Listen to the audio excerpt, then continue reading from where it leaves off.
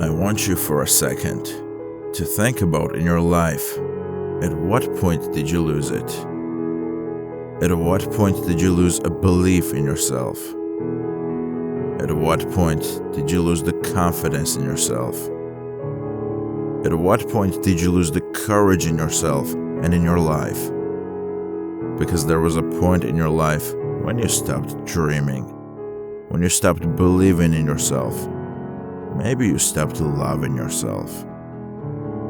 There was a point in your life, maybe a chapter, but there was a time in your life when it stopped for you. And maybe it was a health scare, but there was a point in your life where you stopped believing in you and just accepted what someone gave you. You start ignoring your worth. You start negotiating your worth. You start lowering your standards. You start just accepting life. You stop dreaming. You stop believing.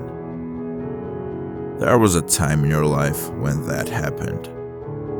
And I just want you to picture, just for a second, I want you to think about that time in your life. But at some point in your life, you believed to lie about yourself and you accepted this truth. I don't care what happened. I don't care what you went through. I don't care hard times, mistakes, failure, or whatever. At some point you believe that you're not capable of success. At some point you believed you're not capable of love. At some point you believed that you're not capable of being your best you. And I just want to tell you this message. Remember who you are. You are not your pain. You are not what somebody else told you. You are not what the world tried to put on you. You are not your limitations. You are not your mistakes. You are not your comparison.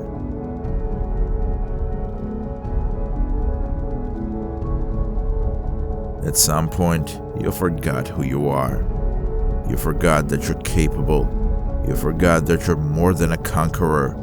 You forgot that there is a next level. You forgot your dreams. You forgot your vision. And you turned your back on yourself.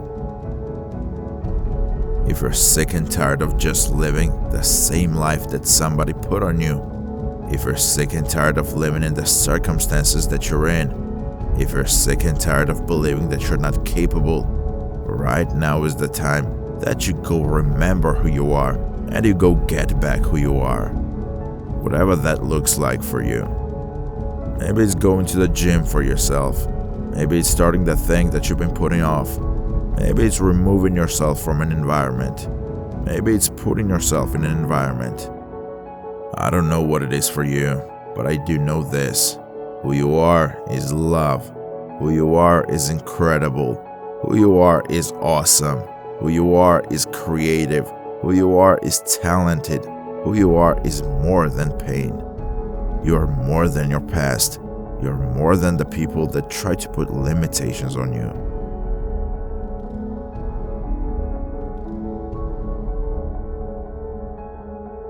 This is the year where you keep your standards high. This is the year where you stop turning your back on you. This is the year that you stand on what you deserve. You stand on what you deserve. You don't ignore what you deserve anymore. It starts with you. It all starts with you. When are you gonna stand up for what you deserve? I want you to stand on your standards. Make sure people don't lower you and devalue based upon how they see you. Your value is not based upon how people see you. Your value is based upon how God created you to be. Stop letting people who didn't create you control you. When you're gonna be afraid to let yourself down? That's my question to you. You're so afraid of letting everybody else down that you're letting yourself down every single day. You've been letting yourself down for years because you're so afraid to let other people down. Let me tell you this truth. Being afraid to let people down and you letting yourself down, the process is letting everybody down who needs you to be the best you. Because at some point when you're pouring out, you're not getting poured into. and at some point you become empty. When you're doing things for everybody else, it is not being reciprocated, and at some point you start feeling used. We're supposed to be used by God, not by people. And I know God uses us to help people, but some of us, we confused being used with being misused.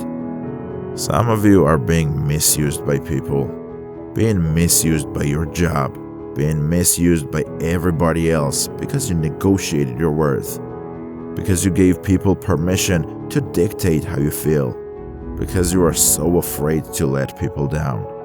Stop letting you down.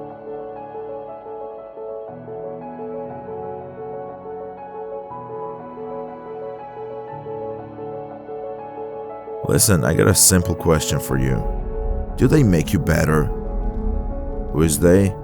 Whoever you're around on a daily basis. Your relationship, your friendship at your business, your partnership, do they make you better? I'm not talking about better in the way of financially or better of a way in status. I'm talking about as a person. Do they make you better? If they don't, why are you around them? You know they're making you better when they hold you accountable. When you made a commitment to yourself or to others, they hold you to that. When you say you want to do a certain thing with your life, they hold you to that. When you say you want to take your life to next level or start a business or a vision, they hold you to that.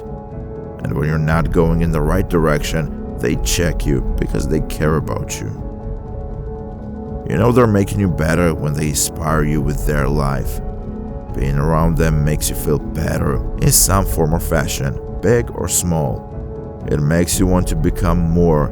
It makes you want to take your life to another level. It makes you want to become a better servant.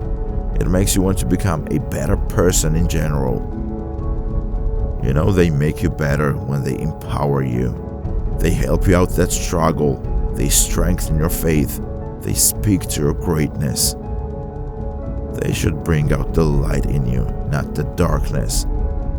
So if you're around people that are not bringing out these things, why are you there?